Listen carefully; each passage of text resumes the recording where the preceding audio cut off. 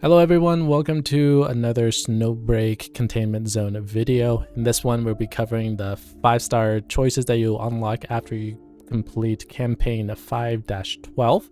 So you have to play the game a little bit to actually unlock this, but it's really nice with the game developers to give you basically a free 5-star. And then this is just basically a rundown of their skills and also a few pointers on what I would suggest you choose for overall and all that. And also this all depends on how many characters, 4-star characters you have, because team comp is a sort of a necessity for this type of game. So let's go ahead and look through them. So this is Life. So she's sort of like the main, I consider the main character, the one that we've been following. And so her 4-star character is arc or electric based. And so this 5-star version is a frost base, and so she's more focused on control and damage. So as this one is sort of like her main one, as you can see, is damage base. It just brings frost fangs, almost like her drones in her 4-star version, forward and just deals damage right here. Her support character is a control, which is freezes targets but also slows for frost damage. And then her super is another control based frost damage, and then freezes targets for 4 seconds. Then you can buff that. So if you're needing crowd control and freezing, Life might be a good option for you. Yao, which is the winter solstice one, she is, if I remember correctly, Yao is a chaos based character. Her 5-star now is solar, and she just has really good kit, and I'll show you in a second. So this is her skill base. So she changes one of her bullets in her mag into an enhanced bullet, and they deal scorching damage for 3 seconds. So dodge damage over time. It's really nice because it does a nice little AoE. So if enemies are clumped up, you can just scorch enemies and with your thermal damage. Really nice. Good against armored and shielded enemies. This is her summon when she supports a character in your party.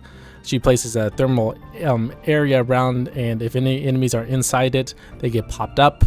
And it's really nice. Thermal damage. It's not the best damage, but it's really nice. It's in case you're being pushed by enemies, you can get some extra damage on them. And then her ultimate is just an enhanced 5 shots of pure damage, where you have to charge up a little bit, so it's like a railgun, but it deals good against armor and just bosses and just melting and all that. So I've had her my first 5-star, and I've not had any regrets with her since. I just got finished, so I haven't had much time to actually mess around with her, but her main skill here is an electrical field, and it increases her it says enhancement, increases her rate of fire for a shotgun, and just gets stacks of mercy points, all that. When she gets summoned in for support, encourages her teammates to increase fire rate. So she's more of a buffer, if anything. So if you're needing to increase fire rate, she seems like a good character. And then this one is a damage over time. Also, it has an interrupt, so it knocks people up and interrupts enemies that are using their abilities. Marin, who's another sniper. I've seen my clanmates actually have her, so I've not actually unlocked her yet, but she's pretty good. This one is quite cool, is because of marked target. It will automatically lock onto a target and clear a marked enemy after a hit. So it's sort of like an auto tracking, really nice, good damage. Dive bomb is sort of the same thing. She's now kinetic. Empowered shots to the enemies, and then this one is a really fun super to actually watch, because she pretty much has like 3 holograms that she creates and then just does a nice little blast forward. It's a good interrupt ability if any enemies are charging up their abilities. Really nice, and also deals a good amount of damage from what I've seen.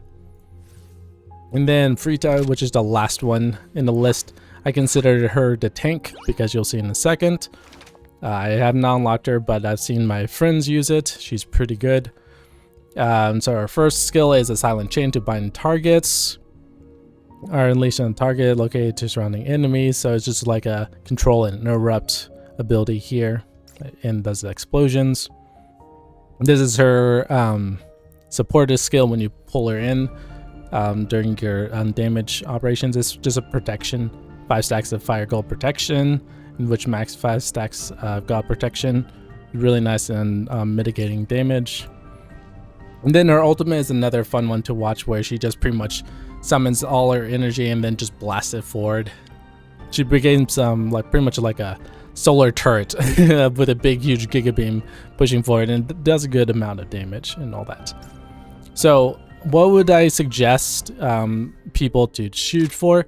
Again, is all based on which 4-star characters you've been pulling and how your team comp works. But I would say out of all of them, I would say the best one would be Yao, just because, one, she's a sniper, so ricochets are very minimal. There are times where you can have ricochet options, but it's very minimal because she's a sniper. 2, she is thermal, so she has damage over time, and she just can just melt bosses with her ultimate, and she just shreds shields and armor. So bang for your buck, I would say Yao pretty much surpasses everybody. There are niches, like if you need control, go with life. If you need DPS increase or like, you know, rate of fire, go with her. But everything else is just pretty much like sort of filling in team comp. But if you need a high solar DPS, go with Yao. So hopefully this was helpful. Thanks for watching, and I'll see you in the next video.